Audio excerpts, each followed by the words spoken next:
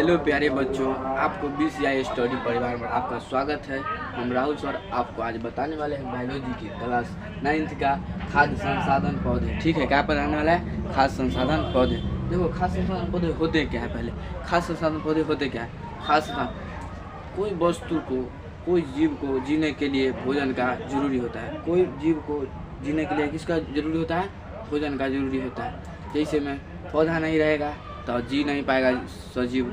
जितने सजीव होते हैं, जो जीव जंतु जितने होते हैं, क्या होते हैं? जी नहीं पाते हैं भोजन के बिना। इसीलिए पौधा का होना क्या है? जरूरी है। क्या है? पौधा का होना जरूरी है। जैसे पेड़ पौधा के बारे में सुनते हैं। पेड़ पौधा होता क्या है? पेड़ पौधा जिससे क्या होता है?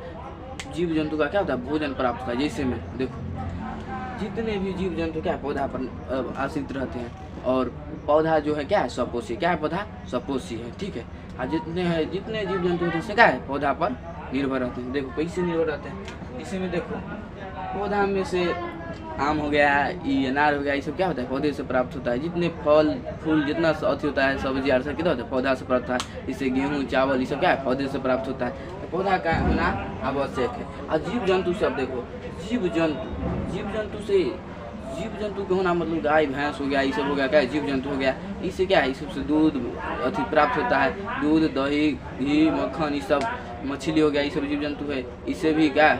मछली, मांसाहारी सब खाना होता है। तो इस सब के लिए जीव जंतु के भी होना क्या है? आवश्यक। पेड़ पौधा और जीव जंतु का दोनों होना आवश्यक है। तो देखते हैं, इधर देखिए, सपोषी कहेंगे किसे? देखो, सपोषी वैसा पोष है जो अपना भोजन स्वयं बनाए, उसे सपोषी कहें। जैसे पेड़ पौधा, जैसे पेड़ पौधा क्या होता है? अपना भोजन स्वयं बनाए। आटो प्लस ट्रफ मतलब समझो, आटो मतलब स्वतः होता है। क्या होता है? आटो मतलब स्वतः। क्या होता है? स्वतः। ट्रोपस मतलब पोषण होता है। पोषण देखो, स्वतः पोषण मतलब स्वतः अपना भोजन बनाता है, उसे स्वतः पोषण कहते हैं। ऑटोट्रोपस। ठीक है, समझ गए होंगे। ऑटोट्रोपस देखो, ऑटोट्रोपस, ऑटो प्लस ट्रोपस मतलब स्वतः पोषण, मतलब स्वतः मतलब अपना पोषण, स्वतः मतलब अपना भोजन स्वयं बनाता है, उसे क्या कहते हैं? सपोषी कहते हैं। क्या कहते हैं? सपोषी कहते हैं। आपको समझ में आ गया होगा सपोषी। अब देखिए परपोषी। और सपोषी में भी एक बात और ध्यान में रखना। सपोषी में एक जो पौधा है, जो अमरबेल के पौधा है,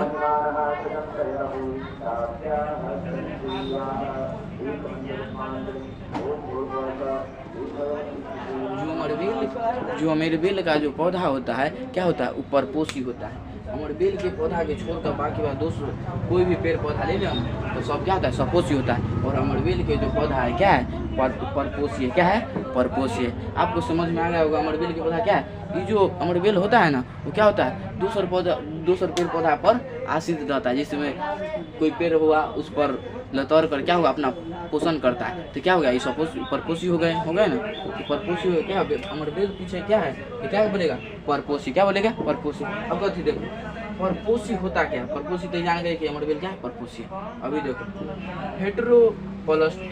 हेटेरो मतलब होता है पर। हेटेरो मतलब पर। आई पोषण। पर पोषण मतलब स्वयं पोषण नहीं, मतलब दूसरे पर पोषण करता है, उसे कहता है हेटेरोट्रोपस। समझ में आ गया होगा। हेटेरोट्रोपस मतलब अपने पर न निर्भर, दूसर जंतु पर, जीव जंतु पौधा पर क्या होता है? निर्भर रहता है। पेड़ पौधा पर दूसरे निर्भर रहता है। जैसे मनुष्य हो गया। क्या मनुष्य अपना स्वयं भोजन बना लेगा? जाएगा सूर्य के प्रकाश में भोजन बनेगा? नहीं बनेगा। इसके लिए क्या होगा? भोजन मनुष्य क्या होगा? तो इसलिए मनुष्य परपोषी होगा। मनुष्य स्वयं तो भोजन बनाता नहीं है। मनुष्य जो होता है क्या होता है? पेड़ पौधा जीव जंतु पर क्या होता है? निर्भर रहता है। जितने मनुष्य जो होते हैं क्या होता है? पेड़ पौधा और जीव जंतु पर क्या होते हैं? निर्भर रहते हैं। पेड़ पौधा से चावल, गेहूँ, दाल ये सब क्या होगा? पेड़ पौधा से प्राप्त होता है। अब जैसे में अब दही, मक्खन ये सब आदि, ये सब क्या हो गया? जीव जंतु से प्राप्त होता है। तो आपको समझ में आ गया होगा परपोषी समझ में आ गया होगा। परपोषी जो स्वयं भोजन नहीं बनाता है, दूसरे पर निर्भर रहता है, जिसमें मनुष्य हो गया। आपको समझ में आ गया होगा। अब देखते हैं हरित क्रांति होता क्या है? हरित क्रांति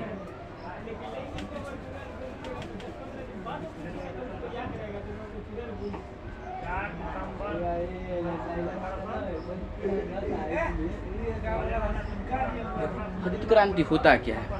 हरित क्रांति होता क्या है? हरित क्रांति होता क्या है उसके बारे में पढ़ते हैं। हरित क्रांति होता क्या है? ये जो हरित क्रांति है, कई दशकों से गेहूं के उत्पादन में हुई वृद्धि को हरित क्रांति कहते हैं। क्या कहते हैं? हरित क्रांति कहते हैं। कई दशकों से गेहूं के उत्पादन में हुई वृद्धि को क्या कहते हैं? हरित क्रांति कहते हैं। हरित क्रांति किसे कहते हैं समझ में आ गया होगा। इसको प्रमुख रूप से इसे गेहूं को पौधा को लिया जाता है। प्रमुख रूप से किसको लिया जाता है? गेहूं को पौधा को लिया जाता है हरित क्रांति में। इसे कई दशकों से गेहूं के उत्पादन में हुई वृद्धि को हरित क्रांति कहते हैं। आपको समझ में आएगा हो गया हरित क्रांति होता क्या है। कई दशकों से गेहूं के वृद्धि में हुई वृद्धि को क्या कहते हैं? हरित क्रांति कहते हैं। आगे देखिए रजत पहले समझते हैं श्वेत क्रांति होता क्या है। पहले समझते हैं क्या है श्वेत क्रांति होता क्या है। लिखिए श्वेत क्रांति समझने पहले।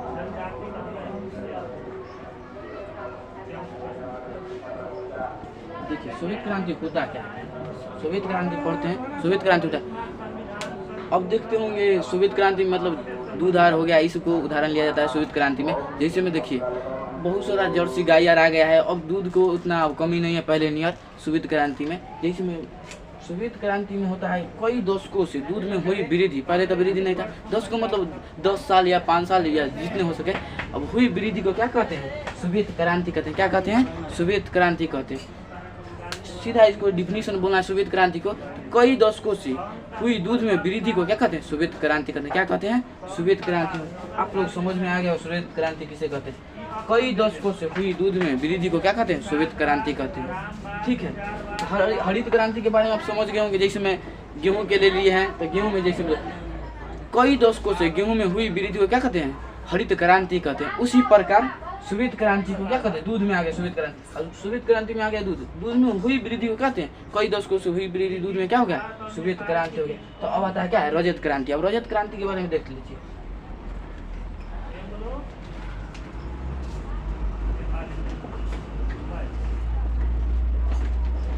रजत क्रांति के बारे में पढ़ लेते हैं। देखिए रजत क्रांति, ठीक है, रजत क्रांति में आता है जैसे में रजत क्रांति में अंडा आ जाता है। ठीक है, क्या आता है? अंडा। वही अंडा में अब जैसे देश अब तो मशीन द्वारा अंडा बनाया जाता है। अब मशीन को अब अंडा की कमी नहीं होता है। उस अब अंडा को पहले अंडा क्या होता है?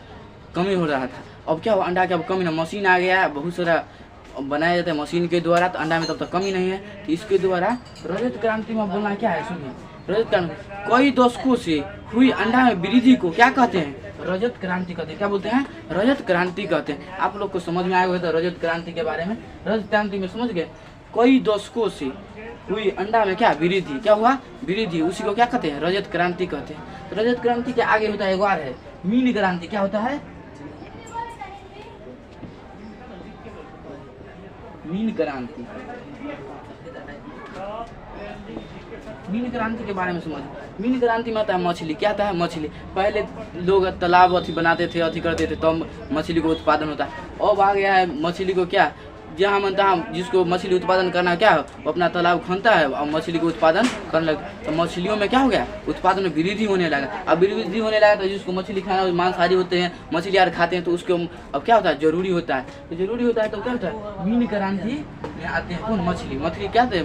मीन क्रांति में आते हैं। मीन क्रांति होता क्या ऐसे समझते हैं? मीन क्रांति गेहूं में वही बात है जैसे में इसमें हरित क्रांति में पढ़े गेहूं में आ गया, देखो श्वेत क्रांति में पढ़े दूध में आ गया, रजत क्रांति में अंडा हो गया, और मीन क्रांति में देखिए मीन क्रांति में आ गया कथी? मछली। और मछली में देखिए कई वर्षों से क्या कई दशकों से या कई वर्षों से मछली में हुई वृद्धि को क्या कहते हैं? मीन क्रांति कहते हैं। क्या कहते हैं? मीन क्रांति कहते हैं। मीन क्रांति की डिफिनीशन यही हो कई दशकों से बोलना क्या? मीन क्रांति कई दशकों से हुई कथी में? मछली में वृद्धि को क्या कहते हैं? मीन क्रांति कहते हैं। आप लोग को मीन क्रांति भी समझ में आ गया होगा, हरित क्रांति समझ में आ गया होगा। सपोसी होते हैं कैसे? ऑटो प्लस ट्रॉप, मतलब ऑटो मतलब होता है स्वतः, ट्रोपो मतलब होता है पोषक, मतलब स्वतः पोषण, मतलब स्वयं पोषण बनाता है, उसे सपोसी कहते हैं। परपोषी में बता दिए हैं, जो सपोसी बता दिए जैसे अमरवेल के हो गया, ये क्या गया? अमरवेल के पौधा जो होता है क्या होता है? ये परपोषी होता है। क्या होता है? परपोषी होता है। उदाहरण ले लीजिए पौधा में था, पौधा में वो यही है जो क्या है? परपोषी है। तो बाकी सब जितने पौधा लीजिए, कोई भी पौधा लीजिए क्या है? सब सपोषी। क्या है? सपोषी। और जो ये वो अमरवेल के पौधा है क्या है? ये परपोषी है। इसी कारण क्या होता है? परपोषी में आता है। ठीक है, अब पौधा इतना जरूरी है, पेड़ पौधा, जिससे कि अपना भोजन प्राप्त होते हैं। पेड़ पौधा से क्या होता है, पेड़ पौधा न रहे तो मनुष्य क्या होगा, मनुष्य का भोजन प्राप्त नहीं होगा। मनुष्य थोड़ी ना स्वपोषी है, वो अपना भोजन प्राप्त कर लेगा। सूर्य भिजुन जाएगा, सूर्य के प्रकाश में जो 1 घंटा ठहरा होगा वो अपना भोजन बना लेगा, ऐसा थोड़ी ना होता है। ऐसा नहीं होता है तो क्या होगा, मनुष्य जो होता है क्या होता है, परपोषी होते हैं। क्या होते हैं, परपोषी होते हैं। तो आप लोग के समझ में आ गया होगा परपोषी स्वपोषी। और जीव और जंतु का होना आवश्यक है। जीव जंतु का क्या होता है, होना आवश्यक है। जीव जंतु नहीं रहेगा तो मनुष्य अपना भोजन नहीं तैयार करेगा। जीव जंतु पेड़ पौधा ये सब का होना जरूरी है, ठीक है। पेड़ पौधा में आ गया जैसे में गेहूँ चावल, ये सब से ये सब नहीं होगा तो क्या मनुष्य जी पाएगा, नहीं जी पाएगा। और जीव जंतु में आ गया दही घी मछली अंडा, जैसे में रजत क्रांति पर है अंडा में वाला, मीन क्रांति पर है मछली, हरित क्रांति पर है गेहूँ, श्वेत क्रांति पर है दूध। तो दूध कहाँ से प्राप्त होता है, जंतु से प्राप्त होता है। दूध कहाँ से प्राप्त होता है, जंतु से प्राप्त। जैसे में मीन क्रांति हो जंतुओं से प्राप्त होता है, जैसे मछली यार हो गया, ये सब से तो प्राप्त होता है। हरित क्रांति में जैसे फसल हो गया, पौधा हो गया। अब पौधा न रहेगा तो हरित क्रांति होवे न करे। तो हरित क्रांति में हुई वृद्धि को क्या कहते हैं, जो गेहूँ में हुई वृद्धि को हरित क्रांति कहते हैं, जान रहे हैं। जो गेहूं में हुई वृद्धि हो क्या कहते हैं, हरित क्रांति कहते हैं। तो गेहूं का पौधा भी होना जरूरी है। तो पेड़ पौधा होना आवश्यक है और जीव जंतु का होना आवश्यक है। तो आप लोग को समझ में आ गया होगा।